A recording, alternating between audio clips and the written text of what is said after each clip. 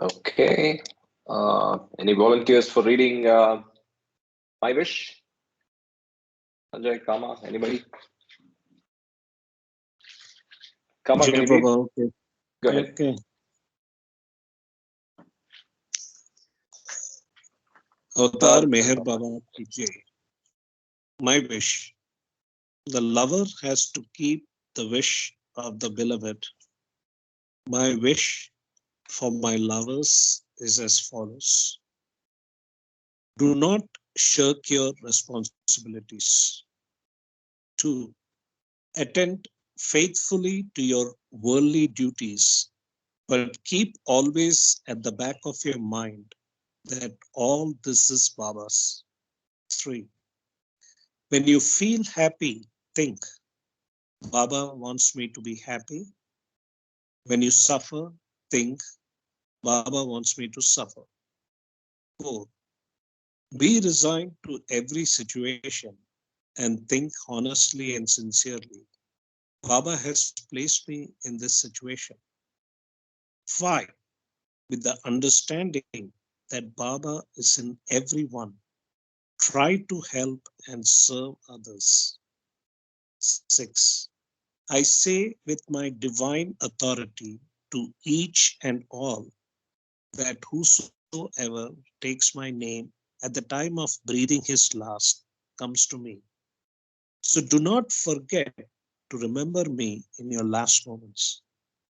Unless you start remembering me from now on, it will be difficult to remember me when your end approaches. You should start practicing from now on. Even if you take my name only once every day, you will not forget to remember me in your dying moments. Avatar Meher Baba ki Jai. Jai Baba.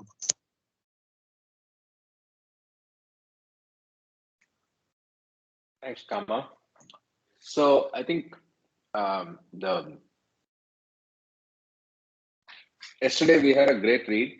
We stopped a few minutes early because we were not able to. I don't think we would have finished chapter 9. Yesterday's chapter ended with beautiful messages, and I think we had a very nice discussion as well. I sent you a message on the um, long discussion around honesty and hypocrisy. And then now there's a new flavor that Baba's introduced on how the defense of even somebody who has done something wrong as a lawyer may be permissible as it is your duty. But then Eruch adds his own comments. So carefully read the quotes. Eruch says the first test is whether you take that person on as lawyer. Your professional duty is to first, not your professional duty, your spiritual duty is to consider as a professional whether that person is really guilty or not, using the evidence and using the skills and knowledge at your command, and then determine if you want to take the person. In fact, take the person only if he is not guilty, right? Anyway, that's one. But the other aspect to this is that the legal profession also gives the right of the guilty to be heard, and hence it's a sensitive point. But again, full credit to Baba for giving so many messages which bring out so many aspects, and then of course he leaves the hard work to us, right? We have to decide what we want to do in every second, every minute of our waking life. And that's our personal journey. He's there to help. He's there in your innermost loving self. But then it's for you to go to reach that, take that help, and make your journey, right? Any other comments before we can start on chapter 9? We have, this is a truly global call this morning. We have New York, Singapore, Bombay, and Kunur. So welcome, welcome. Hi, Soma. How are you? Thank you. Thank you. All good. Thank you. Sorry, I have not been able to attend the sessions. So just trying today to log in for a while. Sorry from me as well. As we speak, I've uploaded all the videos. I got to go and tag them and do a lot of work around that. But I believe it will be done today, so you can catch up at your leisure. Yeah. Thank you so much, Karthik. Thank you. Okay. So I think if there's no comments, no discussions, let's get started with the last chapter in part 2 of Bliss in Humanity, which is chapter 9, Help to Others. Avatar Meher Baba ki jai. On the path, the most important condition of discipleship is readiness to work for the spiritual cause of bringing humanity closer and closer to the realization of God. Enough has been done to make people food minded. Now they must be made God minded. The downtrodden and the poor must understand that from the spiritual point of view, their misfortunes and miseries can be made into weapons in the struggle for the truth. They should be helped to see that these miseries can be counted as gifts from God and, if bravely and cheerfully faced, can become the gateway to eternal happiness. Because of its paramount importance in promoting the true well being of humanity, spiritual work has a natural claim on all who love humanity. It is very necessary to be quite clear about its nature. The whole world is firmly established in the false idea of separateness and is therefore subject to all the complexities of duality. Spiritual workers have to help redeem the world from the throes of imagined duality by bringing home to it the truth of the unity of all life. To review briefly the problem of the redemption of mankind, as it has been set forth in the preceding parts of this work, the root cause of the illusion of manyness lies in the soul's identification with its bodies or with the ego mind. Both the gross and the subtle bodies, as well as the ego mind of the mental body, are only media for experiencing the world of duality.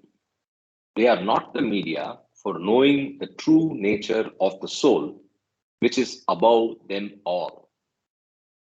By identification with the bodies or the ego mind, the soul gets trapped in the delusion of manyness. Actually, the soul in all bodies and ego minds is just one undivided existence. But as it becomes confused with these bodies and ego minds, which are only vehicles, it considers itself to be limited and looks upon itself as being only one among the many of creation. As a consequence, most souls are unconscious of their true nature as God, who is the oneness and the reality of all souls. Thus, God realization is present in them only in latent form, inasmuch as they have not yet experienced that oneness consciously. On the other hand, those very few who have cast off the veil of duality experience the soul itself without confusing it with any medium or vehicle. And in this experience, the soul consciously knows itself to be identical with God. In the realization of the truth of this oneness, life finds freedom from all limitation and suffering. For it is the self affirmation of the infinite as infinity. In this state of spiritual perfection, the ego life has been finally and completely surrendered in the experiencing of divine truth. God is known and affirmed as the only reality. To realize God is to dwell in eternity. It is a timeless experience. But spiritual work concerns itself with souls who are caught in the complexity of a creation which is knit by time. Therefore, spiritual workers cannot afford to ignore the element of time and the importance of its flow in creation. To ignore it would be to ignore the spiritual work itself. The task for the spiritual workers is to help in the universal dispensation of truth to a suffering humanity. They have both to prepare humanity to receive this truth and become established in it themselves. It is extremely important to remember that in helping others leave behind the illusion of duality and attain spiritual freedom, it is necessary to live and act constantly in the principle of unity. The spiritual worker will be working for others who are inclined to create divisions where they do not exist and who will allow him no respite to recoup himself. The minds of people have to be purged completely of all forms of selfishness and narrowness if they are to inherit life in eternity. It is by no means an easy task to persuade people to give up these traits. It is not by accident that people are divided into the rich and the poor, the pampered and the neglected, the rulers and the ruled, the leaders and the masses, the oppressors and the oppressed, the high and the low, the winners of laurels and the recipients of ignominy. These differences are created and sustained by the spiritually ignorant who are so attached to difference that they are not even conscious of its perversity. They are accustomed to look upon life as divided into separate, watertight compartments and are unwilling to give up this separative attitude. When the worker launches upon his spiritual work, he enters a field of divisions to which people cling desperately, which they accentuate and fortify, and which they strive consciously or unconsciously to perpetuate. Mere condemnation of these divisions will not enable the worker to destroy them. Divisions are nourished by separative thinking, and they yield only to the touch of love and understanding. People must be won to the life of truth. They cannot be coerced into spirituality. I pause here. Is there any questions, thoughts? I've been going for a while.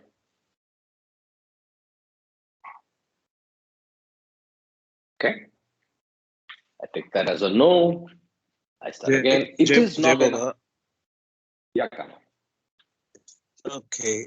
So one of the things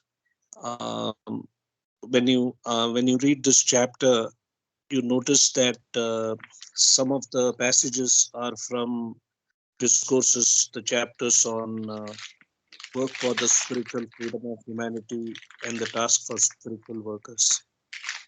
So we have also noticed in this particular reading of the book, The New Humanity, that some passages have been repeated from discourses, but everything about Baba, whether it's repeated or not doesn't matter because it adds value wherever it is, wherever it's duplicated.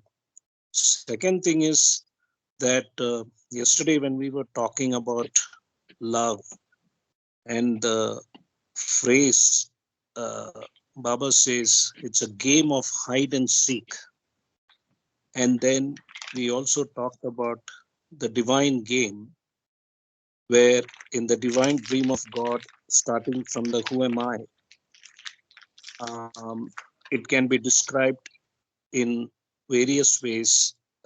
As I said, the head, heart, and hands, Jnana Yoga, Bhakti Yoga, Karma Yoga, as Baba says, the greatest detective story ever told, or the divine romance, or the divine puzzle, or the divine sport. So using that as a perspective, what is it that we are imbibing from this particular reading of this chapter is if we put ourselves that we are in a divine drama or a combination of many things, especially in a movie, sometimes a movie has got many different, mixture of romance, thriller, and so on, comedy, etc. It's also as Milton's Divine Comedy, right? So for me, the insight that just came to me while hearing this is, what is it that is being communicated out here? After almost reading 2 years of God Speaks, Discourses, Beams, etc., from a top-down approach point of view, we know that in the 24 hours, the 8 hours, if we go to sleep, when we are in sound sleep, we are unconsciously connected with the divine absolute vacuum state, which is an approximation of the Paratpar Parabrahma state. We don't know about that. But then in the 16 hours of the waking state is where the challenge of life is. Using the so-called body, you just mentioned about the gross body, subtle body, and mental body, which are mediums to go through these different experiences in the gross, subtle, and mental world only in the waking state. Because when you're in the sleep state, you're fine, because sleep is effortless and spontaneous, and you don't have to do much about it except if you're an insomniac or you have sleep problems due to other factors.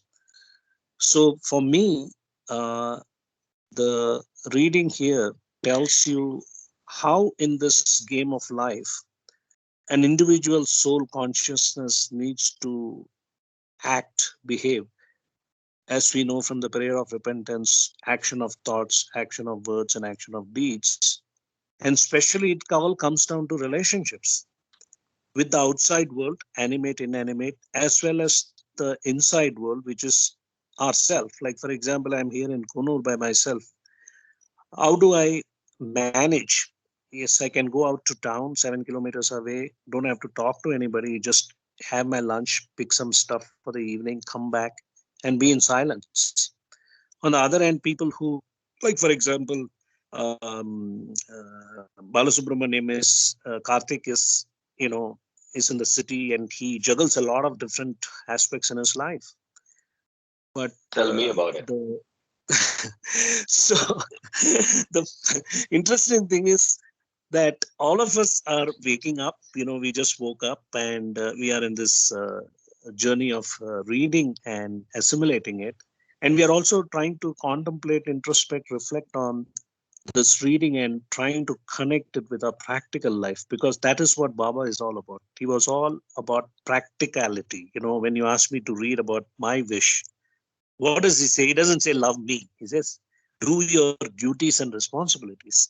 And I think both in the Baba world and in the non-Baba world, people get carried away with, oh, I'm a Baba lover and all. But actually, it all comes down to how we lead our life on a day-to-day basis, how we relate to others, people, and subhuman species, and so on.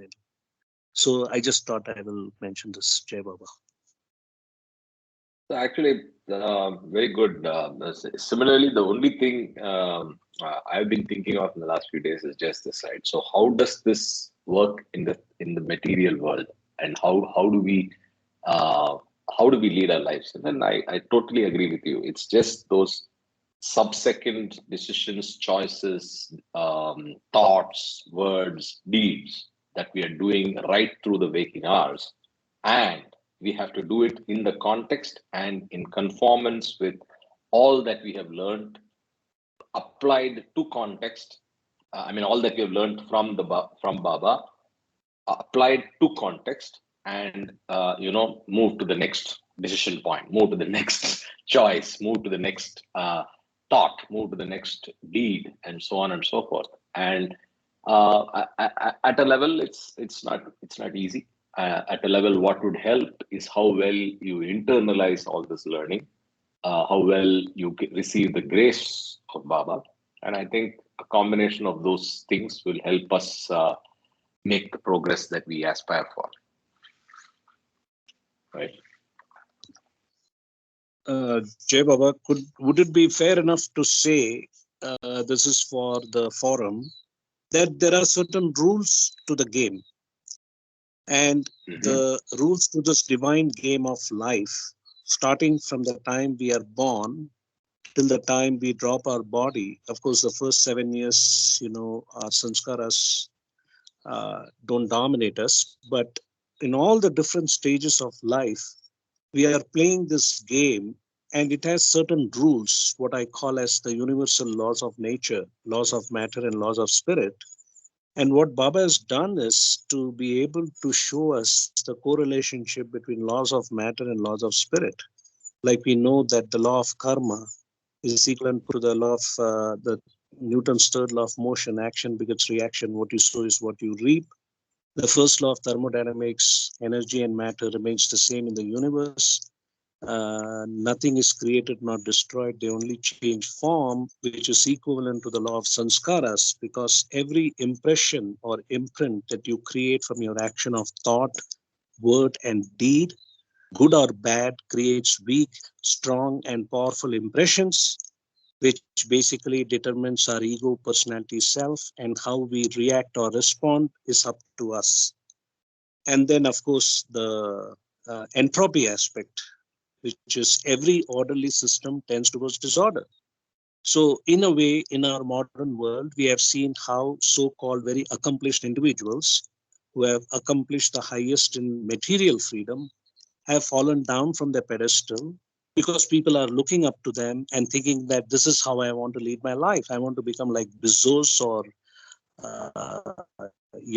Branson or the back of the everything and nothing. The back page has this beautiful phrase, which Baba says, whether men soar to outer space or dive to the bottom of the deepest ocean, they will find themselves as they are, unchanged, because they will not have forgotten themselves nor remembered to exercise the charity of forgiveness. So, in a way, I think that all of us are So, what's very. your question? You're trying to make it. Oh, You're trying to sorry, get to sorry. a Oh, question sorry. on the laws. Sorry, Yeah. sorry, I'm rambling. The question was like, are we here by reading Baba, understanding the rules of the game of life? And this is what this reading is all about. Jai Baba. So I think it is laws, right? We know the hierarchy of laws. I mean, I'll just react quickly. Others should do so as well. I think I agree with you. There is the recognition and understanding of the divine laws and the hierarchy in it for us to get it. And I think one of the best sources I have seen is beams, right? Having said that, if you just step back and look at world itself, right? There are millions of laws, right? I'm saying millions because potentially there are millions of statutes and laws that exist that have been promulgated by the authorities. It could be monarchs, it could be countries, whatever, all over the world. Still, what is put to the test is that law, and we are such a litigious species that courts are always full, right? So, in that analogy, there are divine laws, very simple and with a hierarchy. But the interpretation of those laws is absolutely personal, right? And that is where the grace comes in. That is where your conviction comes in. That is where your faith comes in, right? So, if you're able to understand the laws in the context of yourself, and when I say yourself, it's your sanskaric makeup, it's your life stage, it's your situation, and apply that in the with the principles of action that Baba has already said: intelligent action, unintelligent action, inaction, right? If you're able to do that, then you're all set. But yeah, easy to say, right? So that's just my response to your question on laws or a framework that makes it easier. It's a guide, but then it's a lot of work. Others are unusually silent. It's the Karma KB show today.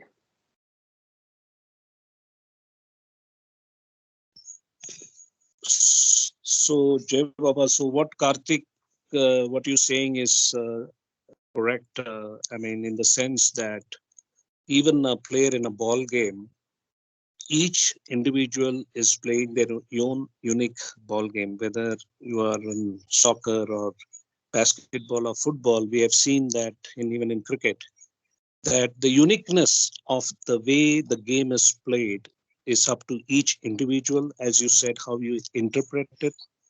And I think that's what makes it beautiful about Meher Baba to me, is that from being very serious about, oh my God, I got to reduce my sin, or I have to be a good boy, or I have to become self-realized. What the takeaway for me from Baba's messages is that it's all about the ego. When you talked about the millions and billions of laws, which is correct, there are infinite permutation combination of laws, both in matter and spirit, in the way people behave and interpret. But what is from Baba's messages is about the clash between the love and ego aspect. Because yesterday you were talking about the ego and about human love and divine love and pure love, the different forms of love. And Baba's main message is love and selfless service. But that's just a kind of a term or a phrase. But how you interpret that? What do you mean? So for me, it is basically the unlearning the ignorance, the dissolving of the ego, because which is due to sanskaras, and that there is nobody to blame except oneself, because the ego, which is the devil in us, and the love, the divine love, which is latent in all beings, human beings as well as subhuman beings, that needs to be manifested, which is what this whole creation is all about. So, in one liner, what Baba is telling us to awaken that love in whatever we do, and that's it. So, if you score 100%, that's okay. If you score 35, you pass, that's good enough. Okay, Baba. Again, swinging to context, I saw Sanjay ji unmute, so let him finish. I think he had something to say. Yeah. No, nothing as special. I think this message is very profound for us as Baba lovers, and who try to, let me not use word promote, but want to, convey the message of Baba to others. In that sense, it's very profound, very deep. Yeah, Indeed. Baba. Indeed. All right, so let me continue reading, and then we can always summarize again towards the end of this chapter and part. I start. It is not enough for the worker to have unimpaired friendliness and untarnished goodwill in his own heart. If he is to succeed in his work, he must give people the conviction that he is helping them to redeem themselves from bondage and suffering and to realize their rightful heritage of the highest. There is no other way to help them attain spiritual freedom and enlightenment. To render spiritual help, one should understand clearly the following 4 points. Apparent descent to a lower level. That's the first point. It may often be necessary to descend apparently to the level of those whom one is trying to help. Though one's purpose is to raise people to a higher level of consciousness, they may fail to profit by what is said unless talk is in terms they understand. What is conveyed through thought feeling should not go over their heads. They are bound to miss it unless it is adapted to their capacity and experience.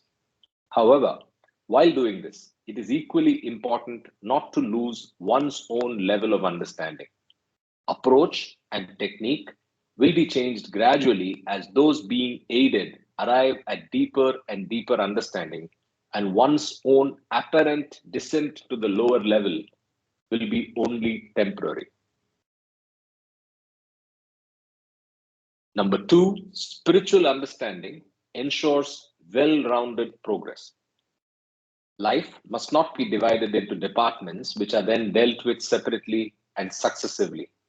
Departmental thinking is often an obstacle to integral vision.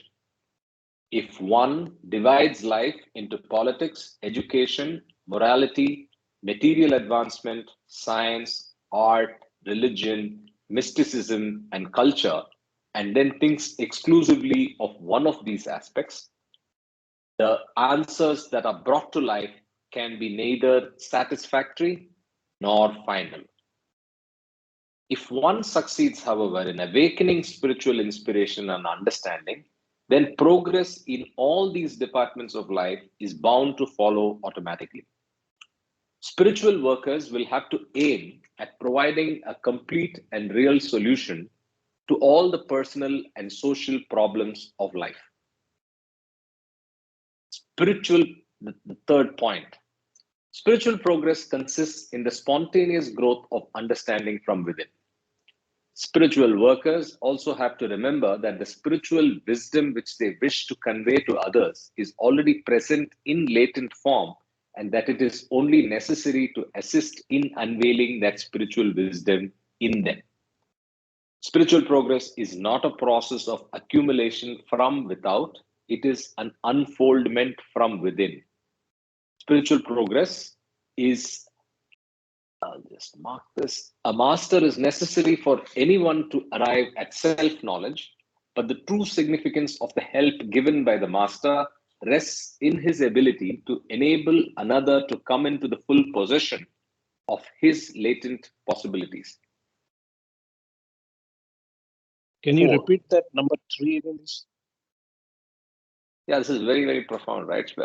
This goes back to something in the earlier page where Baba talks about how and this is something you keep saying, I've not seen a Baba reference. This is a very clear reference. God realization is already latent. I mean, you can't get more direct than that, right? So I'll quote that line. It was in the realization of truth.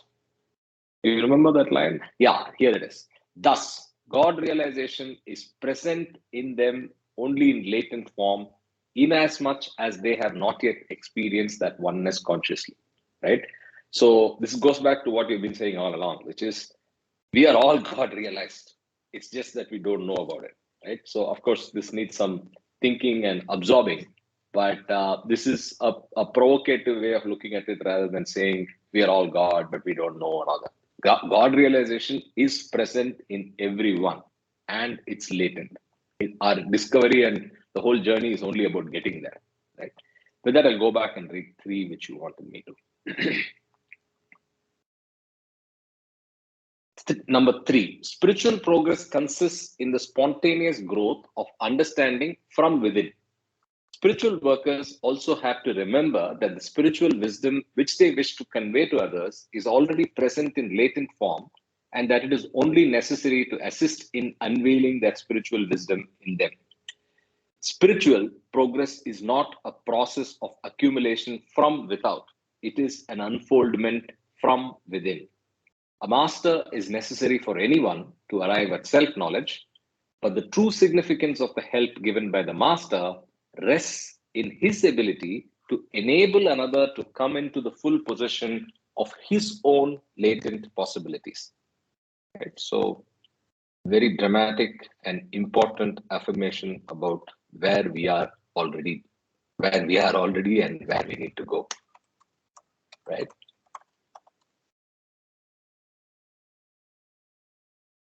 Any other points?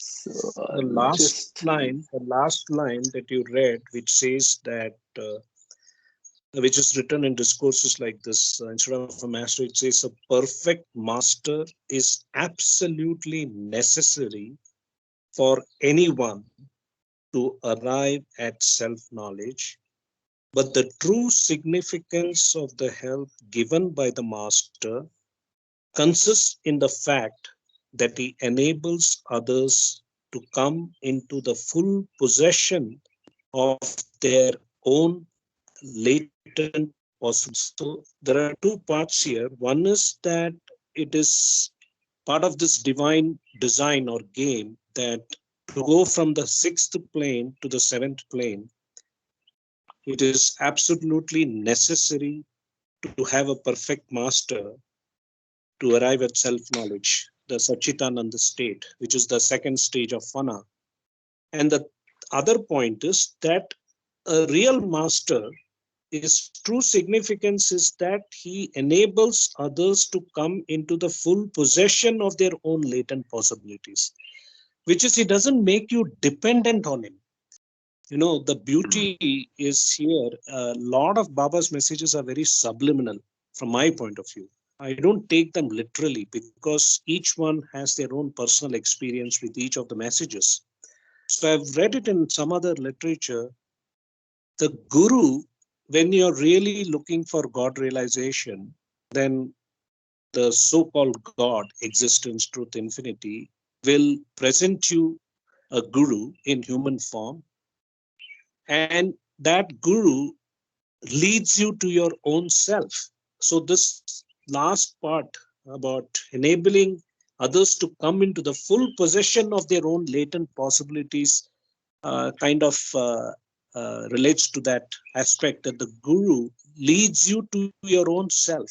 Ultimately, we are on our own. We have to play this game on our own.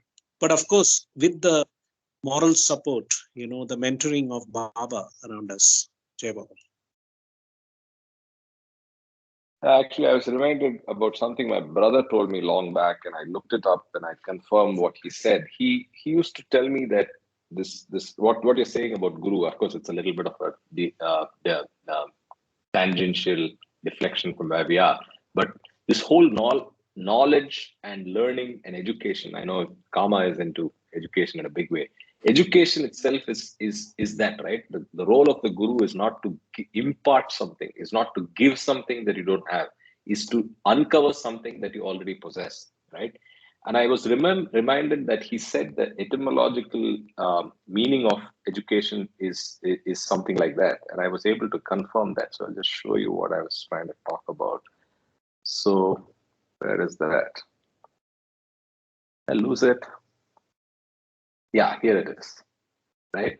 Educo is where the word comes from, and it says lead, draw, or take out, raise up, erect. So basically, it's something that you're not trying to do unnaturally by. It's not something that's in physical terms or even mental terms. It's something you're not giving to somebody, but you're actually helping uncover. And if you see the greatest stories of masters, they all have that kind of a relationship with the disciple. And of course, ours is unique with Baba, but take Ramakrishna Paramahamsa and Vivekananda, all of those grand, famous, publicly acknowledged and available histories of disciples. You see that that's what it is. It's a very, very unique relationship which the rest of the world sometimes can't even comprehend and understand the depth and understand the intent of the actions of both the master and the disciple. Right? With that, I will continue to point 4. 4. Some questions are more important than answers. Spiritual workers must not lose sight of the real work which should be accomplished. When it is clearly understood that spiritual wisdom is latent in all, the worker will no longer be anxious to provide others with ready-made answers. In many cases, he will be content to set up a new problem or to clarify the nature of a problem already faced. He may have done his duty if he asks someone a question in a practical situation which that person would not have asked himself. In some cases, the worker will have done his duty if he succeeds in putting another person in a searching attitude so that he begins to understand and attack his problems along some more fruitful line. The questions the worker may help to formulate should be neither theoretical nor unnecessarily complicated.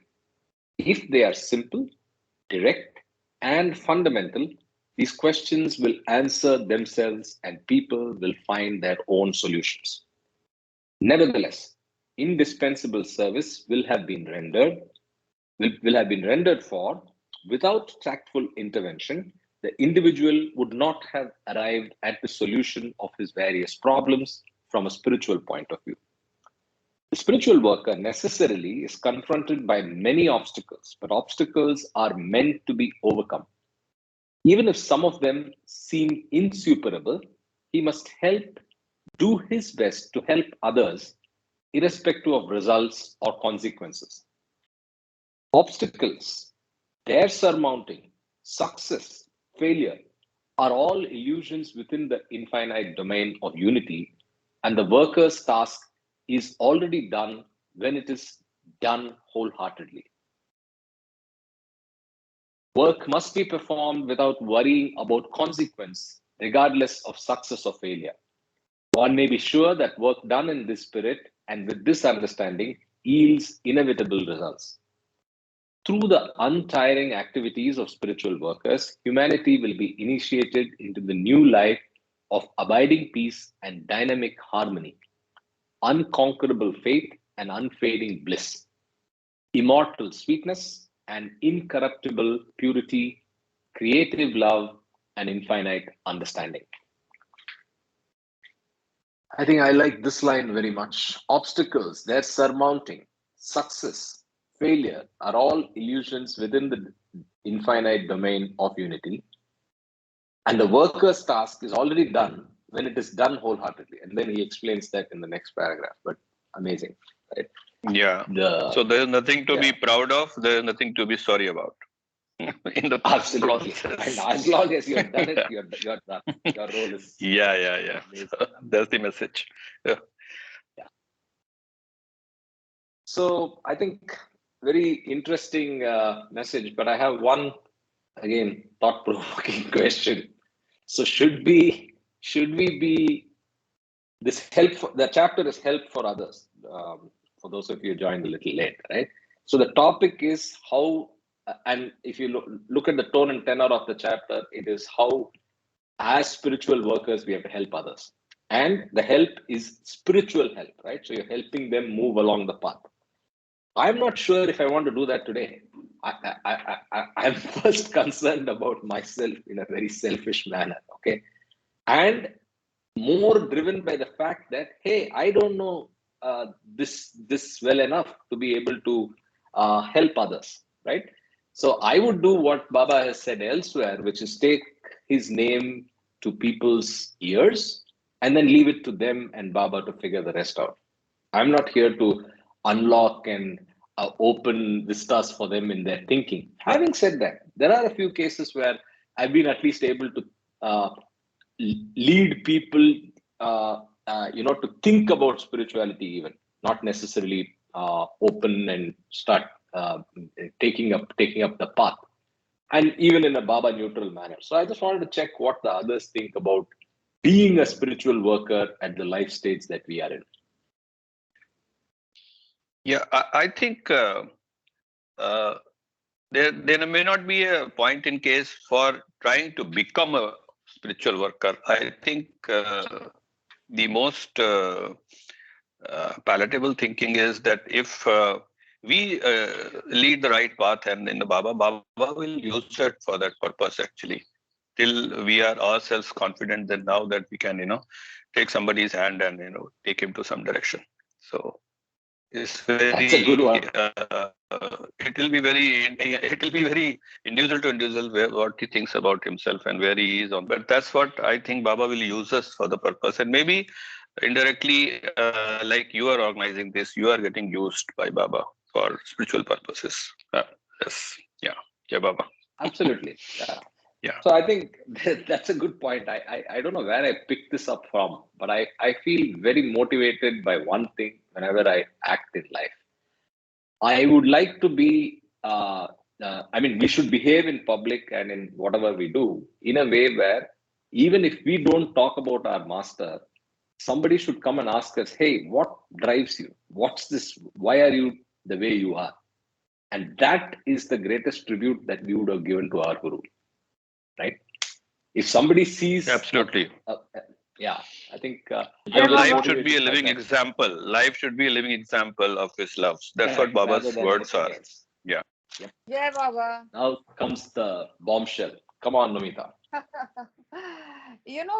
On my phone, on the the back side of the phone, I have Baba's photo, and I go to Mhm. all these fancy places where are these so-called educated people and stuff like that. And I always take photos because then I write about this. So they always ask me, "Who is this? Who is this person? Why is he there?"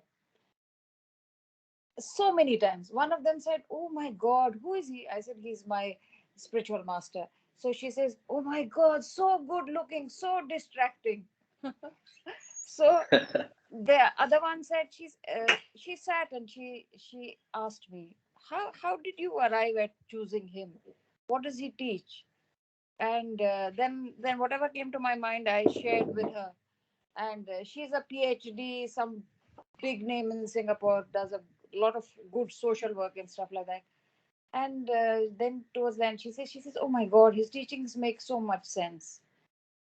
So the other thing is, I do this prayer in the morning. I always think, am I being demonstrative? Am I being pompous? By doing it so openly and stuff like that. But I just can't get out of it. 2016 till now. So thinking about Baba, spreading his word, behaving like how he wants you to behave, it's his doing on us. And many times in meditation, I am in samadhi, at the samadhi, and then I see that all of us, different people, are like little butterflies or little mm, angels. And then we are like sparks, and then then we dissolve, and the big thing is just Baba. It happens to me so many times in prayer. And I'm dancing on the on the trees in Mehrabad, and I'm like one bird, and I'm like so free, and I'm like so happy. I think it's true that he brings the joy of his being in us, and that's so. Another thing of being in submission to him and is that you do each of the tasks in front of you to the best of your ability. And another thing that has happened to me is whenever I feel sad about things, I say, no, no, no, no, I can't feel sad. Baba is inside me. He's given me so much. I can't be sad. So then I'm happy. So it's like he envelops all your being.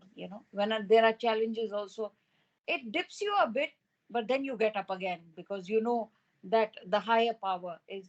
Even meditation, I'm like bathing Baba inside me. All these things are discoveries in this journey, and this 2 years have been phenomenal. Even if 2 3 sentences per lesson stay with us, oh, they are phenomenal. It's amazing. It's like such a big leap in our journey towards Baba. I feel very zen. When I started the altar, I had all these or Shiva, this and all, everybody. Now they are in another altar, and in Baba's altar is just him. I don't feel any need for anyone else because I know I like his latest avatar. I like his eyes. I like his kindness. So I'm just happy there. So I don't really judge whether others are in the group or no. So it's actually, I really believe it's a journey onto yourself. And I used to get so judgmental about people, always doing things for people and expecting them to return, and they wouldn't even meet me halfway. And then in my head, this thing would keep on praying, and cursing them. Now I don't do that. I just drop it. It may make me angry momentarily, but I don't keep the grudge. This cannot have happened because I actually am an angry person. It's all Baba's, cleaning our sanskaras and making us just iota as beautiful as he is. So that's my sharing. Jai Baba. Great sharing, but then Jai Baba. are you keeping, are you doing spiritual work by telling others or no? Or I you're don't know. stopping short at the I say in all earnestness what this spiritual master has done to me. Now whether they are great. ready and Baba wants them to get into their fold, that's between Baba and them. I just tell Fair them enough. what I know. Personal experience, personal Yes. win, personal success, but really not anything beyond that. Fair enough. That's a No, good no, no. way to look at it. No, Yeah. I wouldn't. Yeah. By the way, I used to do this photo business as well, but I'm not a big photo taker. So I had this photo of Baba on my phone at the back of it. And when I went into a meeting, I always put the phone face down so that it doesn't bother me. And I've had umpteen questions. Most of them, strangely, were, "Is that your father?" Yeah. And in half the time, I've said, "And yours," depending on the context, of course. Right? So that's what Yeah. I remember. But I should go back to putting that photograph. That's a good idea. Because When I got married and I saw in Sunil's house everywhere Baba's photo, I was thinking, what's with these guys? What they have no aesthetics or what? Why is he everywhere? Now, if you see me, every nook and cranny, you will find him there. I think it's just so automatic, It's that love that he puts in our heart. It's just when you love someone, you want them in front of your eyes. So it's as simple as that. Cool. Others, quickly. Soma, Sunil, So, Kama. okay. So, Karthik, same like you. So, my wallpaper is the photograph of Baba in my phone, and it is that Washington photograph of his where the eyes are so, attractive. And so, whenever I open my phone in front of anybody, a lot of people have commented, "Oh, this is not your husband. Who is he?" So, immediately I tell them, I said, he is, the avatar of the age, and he was declared Parvadigar by Sai Baba of Shirdi. Shirdi Sai. And yeah, and then I wait for them if they want to ask me any further question to answer them. Perfect. A lot of them I find are, in a dizzy, like, what is she saying, So it stops there. But if anybody asks more, then I tell them, I said, you must go and read what he's written, and that's how. But I know that anybody who glances at me at my phone when I'm opening it is for a moment caught by the image. I can see it in their No eyes. doubt. Yes. Jai Baba. That's so true. That's so true. So, Sunil, anything from your side, or we go ahead? About the photos? Path, yeah. Spiritual workers, yeah.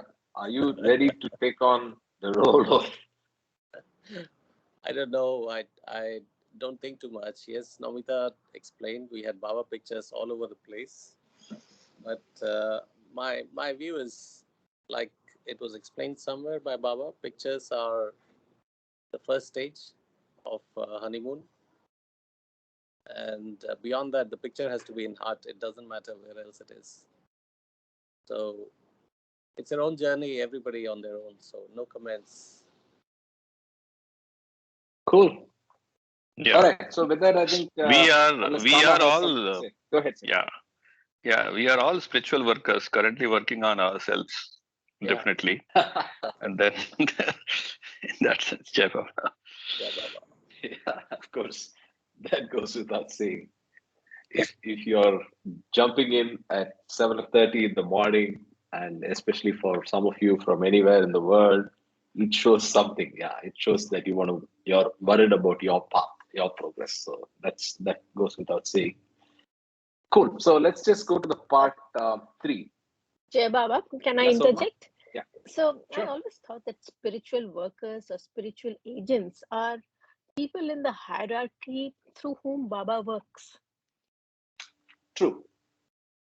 Contextually, you're right. Whenever the word agent or workers have been used, it's in that context of somebody who's already, is doing his universal work. But if you see the tone and tenor of this chapter that we just read, here obviously it is more to help. I mean, it's a instruction to the reader to see how he can help others on the path. So maybe it's not even meant to us in that sense. Right? As they say, to even, We need help. kind of reach the ear to somebody else's ears, the name of Baba. Because very few Correct. people I think have that's where we should even stop. heard about Baba. Yeah. Jai Baba. Yeah, Baba. All right. So the way this book is structured is there are 3 parts, right? So there's the third part is the first part is just experiential on the if you recollect, it was just on the experience of the Sahvas. The second was messages, and we saw a lot of messages about various aspects of the journey of spirituality. The third is again very specific to avatarhood. So right. I think if you look at avatarhood references, the greatest references to avatarhood are in obviously in discourses in the avatar and perfect master section as classified by MBA, all the chapters that make that up, and of course 2 or 3 chapters that talk about avatar in beings. Now, this again, I am very confident will add to that group of literature. So we'll find out what we learned in part 3, Avatarhood. I have not read this before. Right? So with that, the first chapter here is personal relationship. Chapter 1, part 3, Listen Humanity. Avatar Meher Baba Ki Jai. Personal relationship. How can one being assess another who is entirely beyond his level? How can an ammeter measure a current beyond its capacity? How can a drop measure the ocean? These questions are inevitably raised as one reads part 1 and part 2 of this book. I think we just ended with this question. I'm sorry to interrupt, right? So, how can a drop measure the ocean was what probably we didn't put in so many words. Hey, we'll just focus on the drop becoming the ocean. We'll not try to help other drops. That's where we were. So, and Baba starts with just exactly that. So, I'll restart. I just wanted to interrupt and tell you that. How can one being assess another who is entirely beyond his level? How can an ammeter measure a current beyond its capacity? How can a drop measure the ocean? These questions are inevitably raised as one reads part 1 and part 2 of this book. It has not seemed honest to post them without at least giving recognition to them and some signposts suggesting their solution. I am one of the many persons who have asked these questions repeatedly of themselves. It has seemed both strange and important that the answers we have found have so often been the same. Therefore, this final section is framed from my own thoughts, self-arguments, and gradual conclusions concerning my personal relationship to Meher Baba.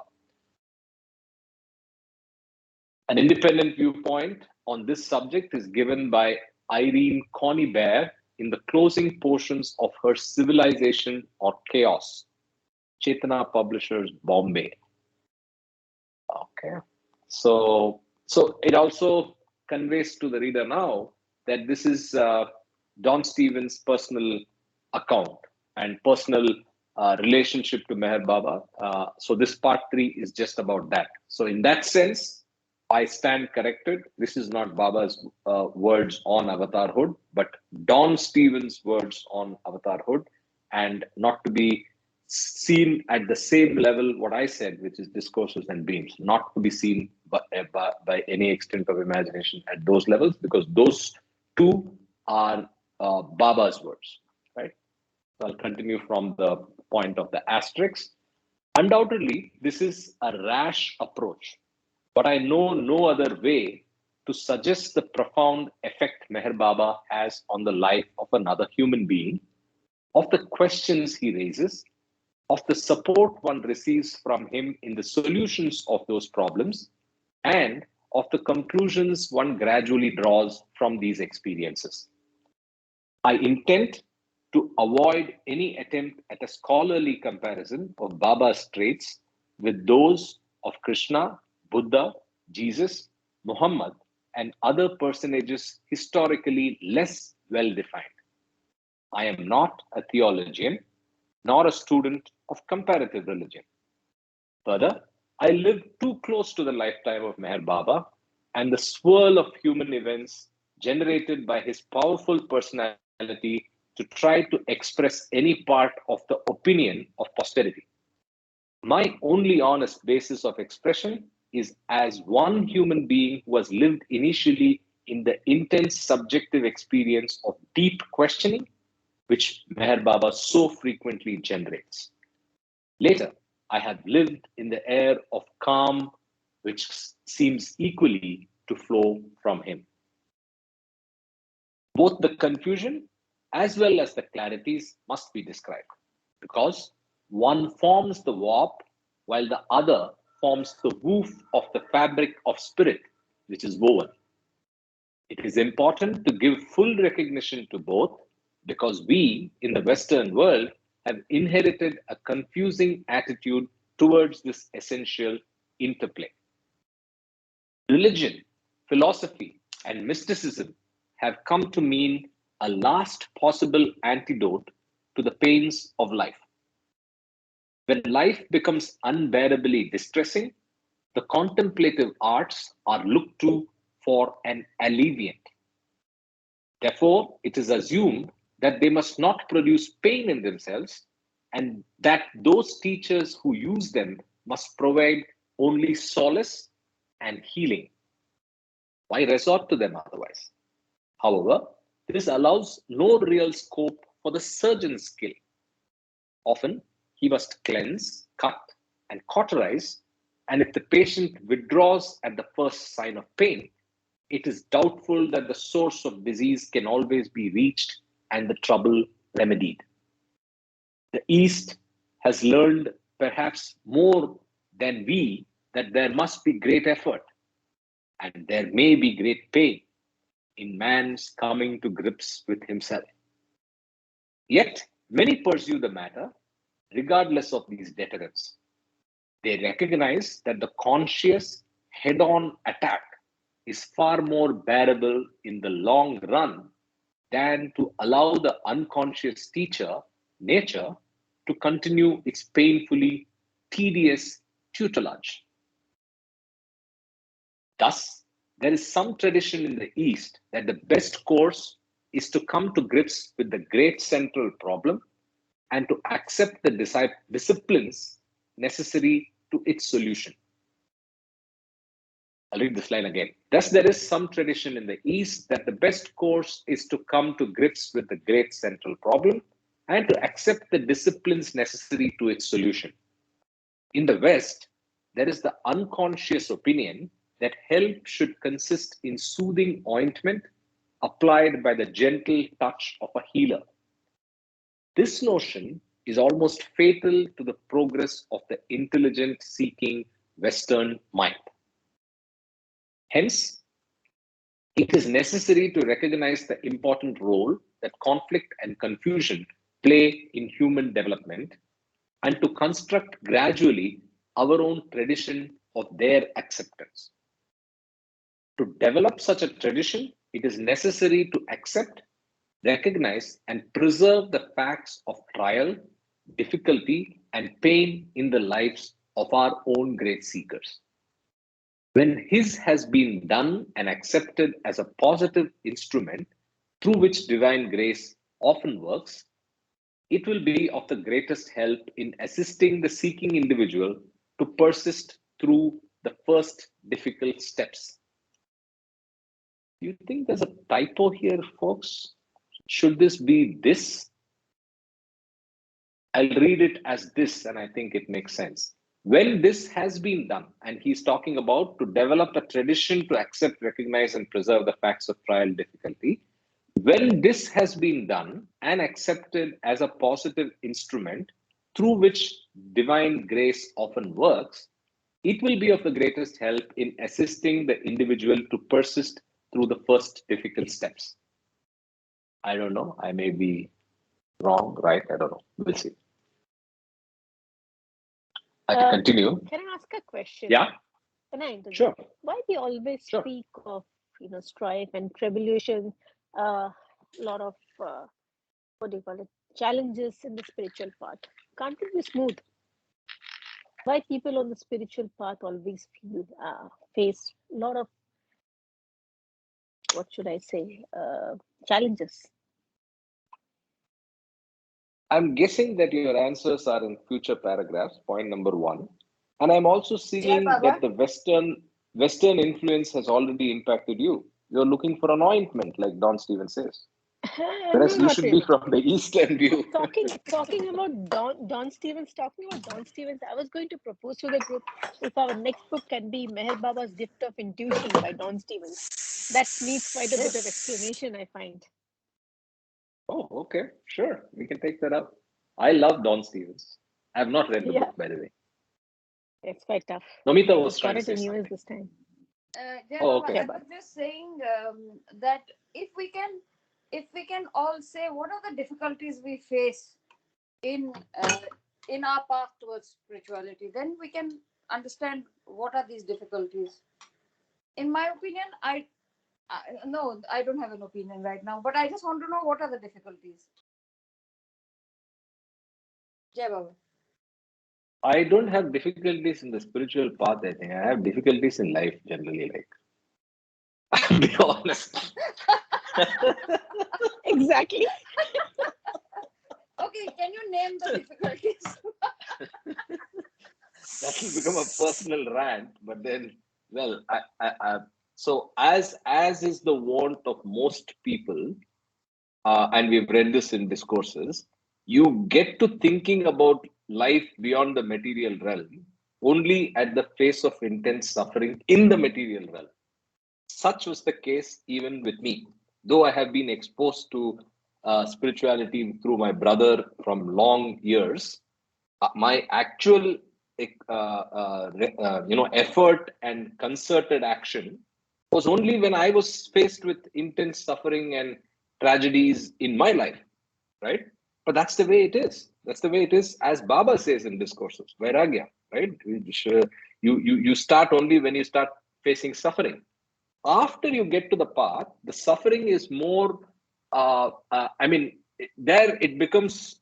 I'm not able to distinguish if the suffering I have experienced after coming to Baba is part of my spiritual journey or it's my samskaric load. But I presume, based on all the evidence and the history and the literature I've read till now, that it is samskaric load. With the grace, I am handling it. That's it. There's, Baba is not going to change my samskaric burden. I got to still carry that load, right? So I That's just exactly have my him question. along with me. But it is accelerated in a sense that you I've heard probably that as well. get those Yes. suffering Yeah. accelerates the path, so you get those the moments of suffering much quicker or much More pronounced, frequently, more often. more pronounced or frequently when you are on the path. So if you read the lives of many Baba lovers who have been very close to Baba, they have really suffered huge amount of Yes. suffering. Jai Baba.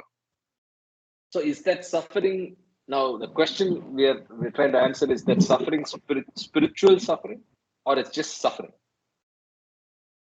Colin, you're saying something. I think it is everything actually. Even if it's a bodily suffering, it also affects your soul. Agreed. The suffering Agreed. would not come. Spiritual suffering means what actually? I can't. It has to come in a sense of that you don't have money to buy food, or you have body ailments, or those kinds of things, or Pain or bereavements, those kinds of pain. So this is how the suffering would generally come to all of us. Yeah, manifest Baba. itself. Correct. So I think there's Yeah, nothing yeah. specifically as spiritual suffering, and all of us face suffering. Yeah. Yeah, that longing may be called the spiritual suffering, but that suffering would come Ah, to very few and much later on the later, path.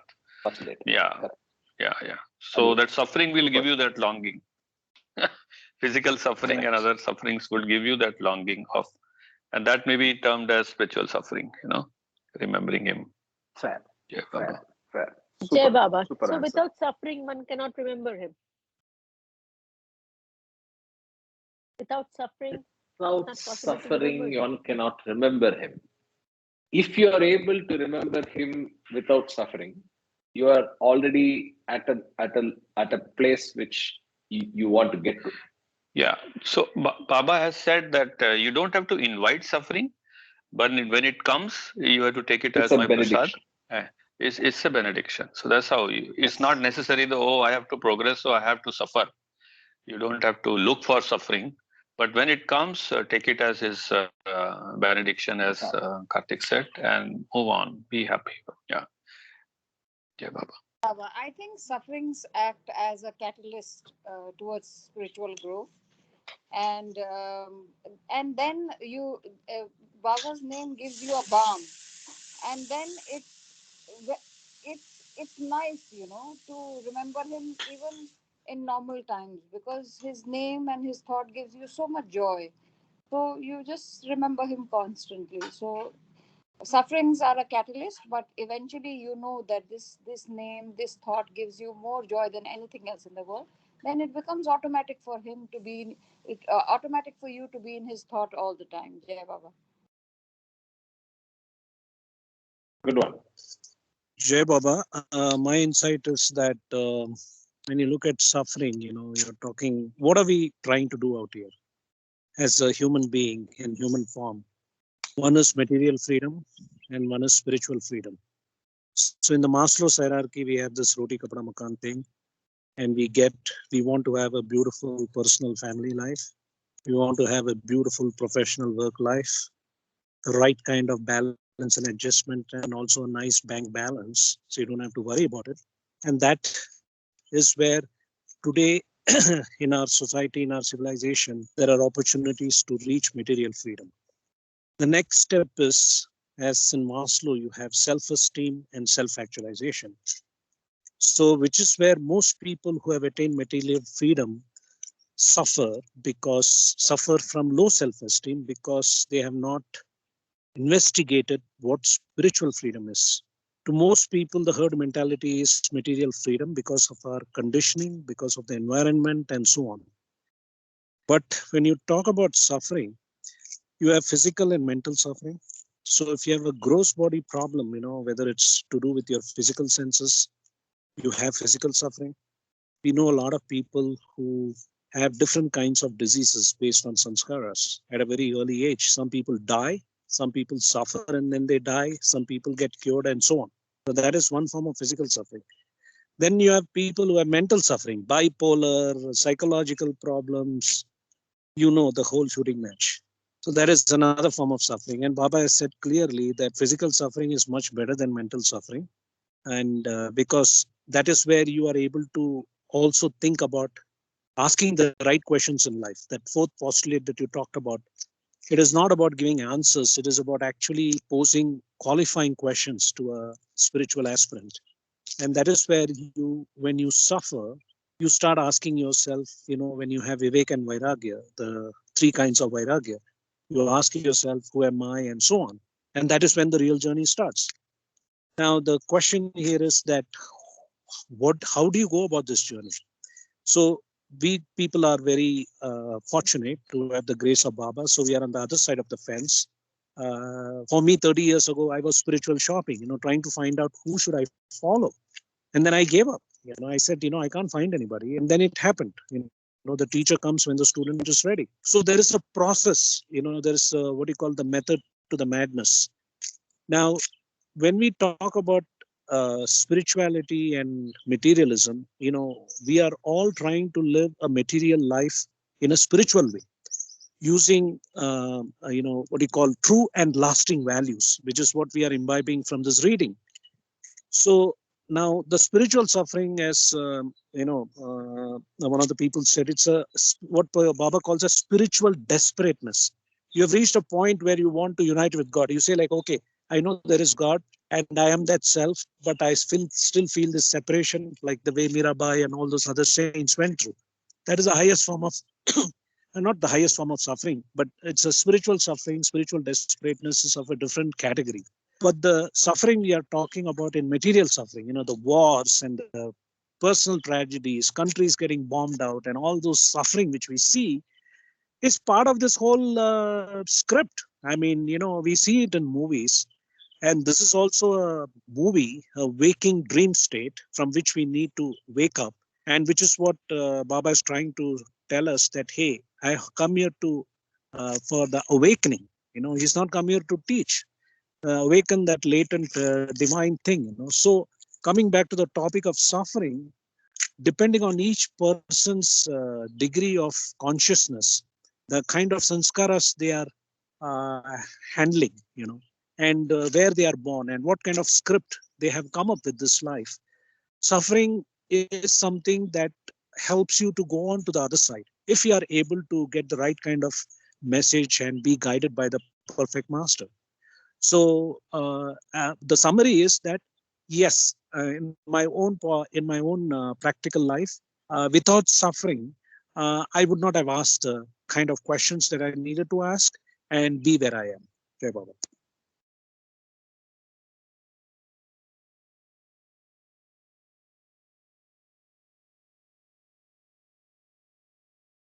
Okay, anybody else on suffering? Okay, I'll continue. I was entirely unprepared for the questions which were raised in full cry when I first heard Meher Baba discussed. My first feeling was that people were speaking in his name who seemed poorly equipped to do so. Surely, if he were indeed a great man, he must know about their activities and that they were not doing his cause much good. Logic led from this observation to the inevitable conclusion that Baba was probably either a fake or a fool. There seemed no easy way out of it. Further, undertaking silence and then using the subterfuge of an alphabet board for communication seemed childish. Next, there was the troublesome fact. Next, there was the very troublesome fact that he seemed on occasion to interfere grossly in people's lives and finances, asking them to do things which disrupted the normal pattern of life. What if I should gradually become entangled with him and he should ask me to give up my present way of life? And then there was the equally troublesome question of what one's friends and one's business associates would think. Finally, there was the almost indigestible fact that he let himself be called the Christ of our times, even allowing the statement to get into print. True humility would seem to avoid such assertions, even if by some chance they were true. With a net strikeout record such as this, there seemed no possibility that Meher Baba could legitimately be a great spiritual teacher. And yet, one of my closest friends and spiritual guide of some years standing was convinced that Meher Baba was the greatest spiritual teacher of our age. I could not shrug off this fact. And yet, I could not accept the one who was at contest, who was at contest. For 5 years, Meher Baba was the central question mark in almost every day of my life.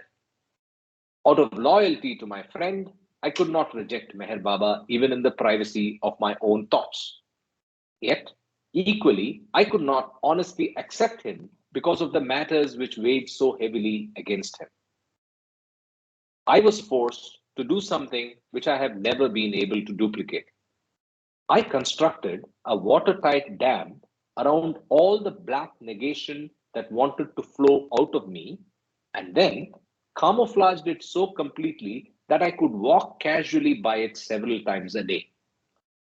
The feeling was entirely dammed off, but I did allow myself a dry intellectual recognition of the issues still unsolved. My first object lesson in the questions I had raised came from my business life. I think no one is given any organizational responsibility without concluding very quickly that the job must be done with the material available. Further, if there is one human crime greater than that of making blunders, it is failing to try to help and support the people who are doing the blundering. There is certainly a time to prod people into better performance, but the horse carrying the load does not live on prods alone. Further, many mistakes can be forgiven if they have been made with honest intent. Within 2 years, these things had been made crystal clear. I began to suspect that perhaps Meher Baba found himself in the position in which every other boss finds himself, of having to make the best possible use of the resources at hand. Once having come to this conclusion, the rest of the answers began to come quickly. I met several people who had been with Meher Baba, and it was readily apparent that generally they were of unusual caliber. My first point definitely had been off base. The question of observing silence was also soon parried into neutrality. An unusual series of drains on my energies left me completely knocked out for several months. And when I was at lowest ebb, I tried speaking just as little as possible. To my astonishment, I found that it was of marked help. From this point, it was an easy step to realize that a great spiritual teacher might easily wish to conserve energy for vital spiritual activities. My answer might be wrong, but at least I could see a ray of reason. I began to feel better. The dull feeling of heaviness at the pit of my stomach began to lighten, and I could feel that one day I would be able to exhume the whole matter and work it out.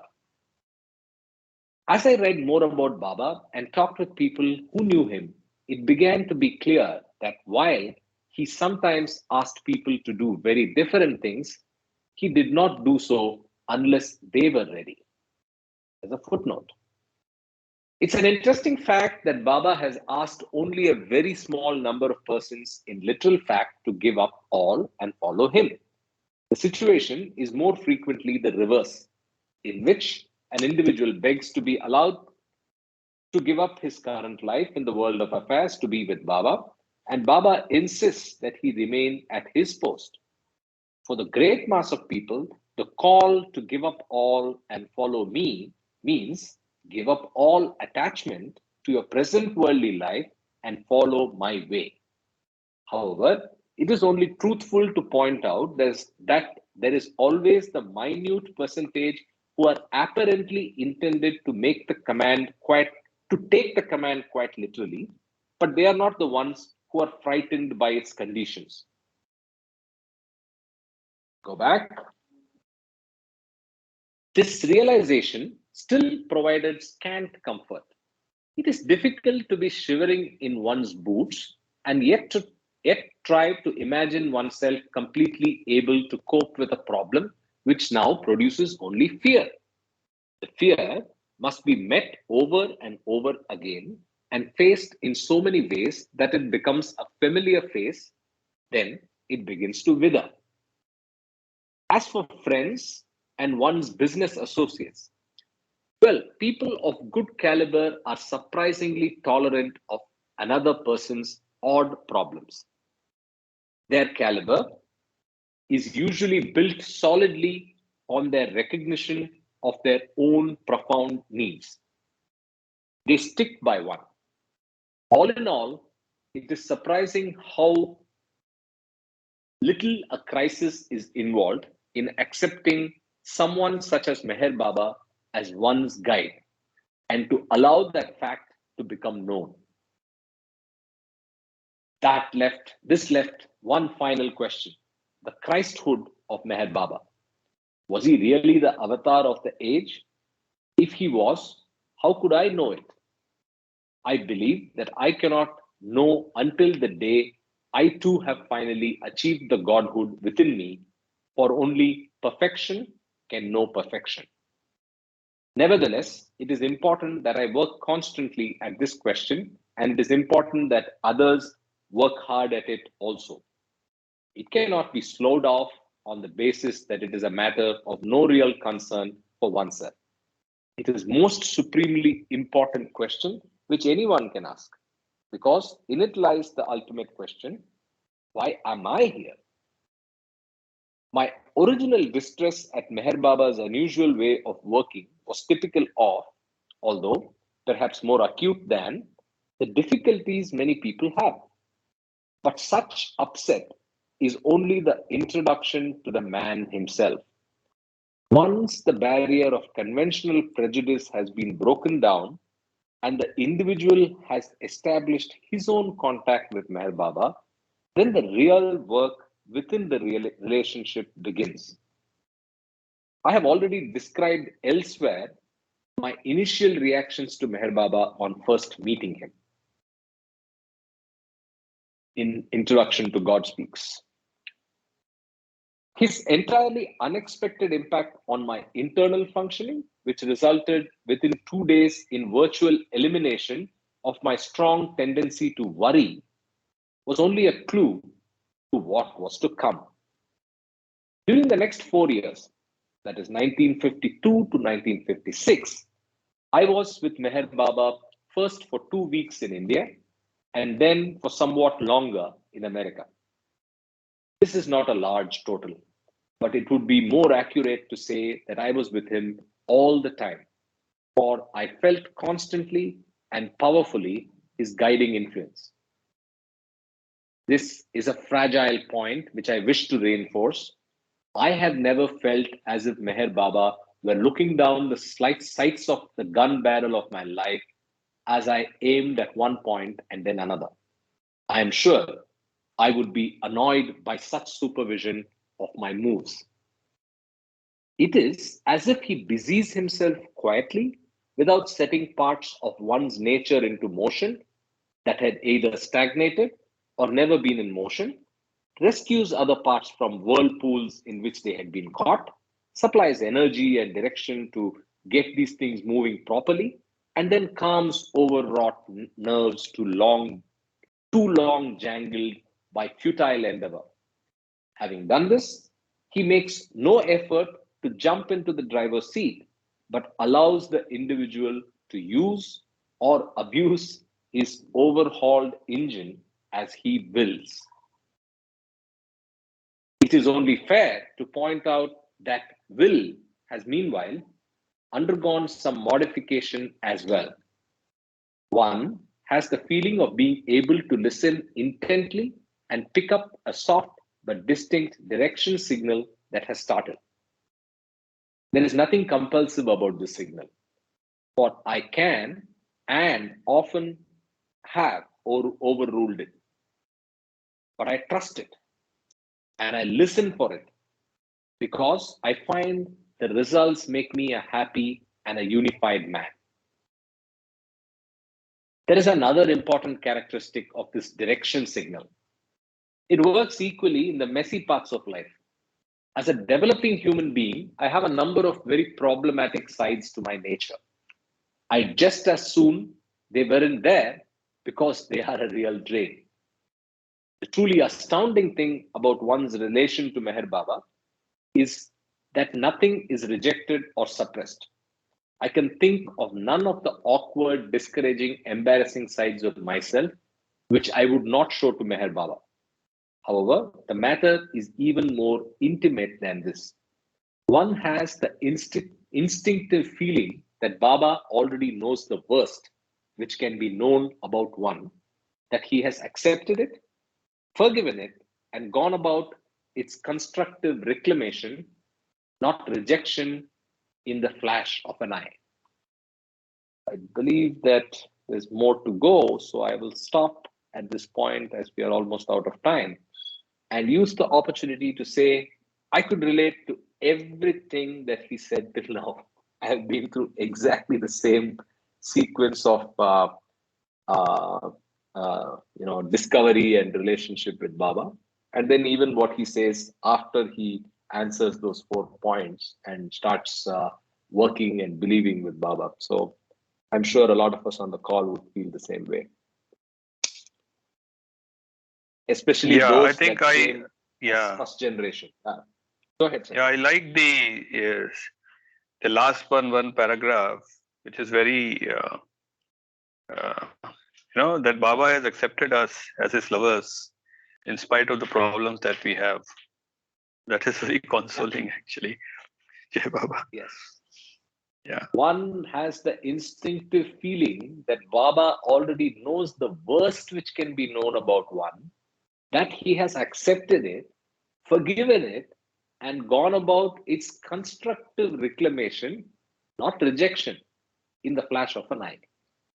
So brilliant. I mean, also he's such a great communicator, Don, and it's so personal, his messaging style, that apart from a little, if I can blame him, it's only the floweriness in the language, but that's the age that he belonged to. I think he's just remarkable. I just think he's too good, right? All right. So great reading, great discussion, and can't wait to continue this journey with Don next weekend. Any other passing thoughts?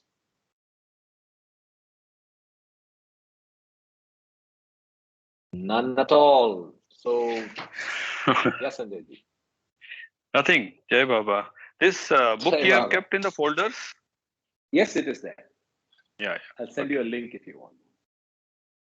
Yeah. And by the way, again, a reminder, those of you who want to catch up in advance, or those of you who want to read or listen to the book again, the entire audio book is now on the folders. So you can just go pick up part 3, chapter 1, and listen to this chapter even before we continue with it next weekend. And it's all in Don Stevens' voice. Just as a reminder, I'll probably drop those links again to everybody in the group. All right, so have a great week ahead, and let's catch up in the coming weekend. Jai Baba. Jai Baba. Jai Baba, everyone. Jai Baba. Jai Baba. Jai Jai Baba. Baba.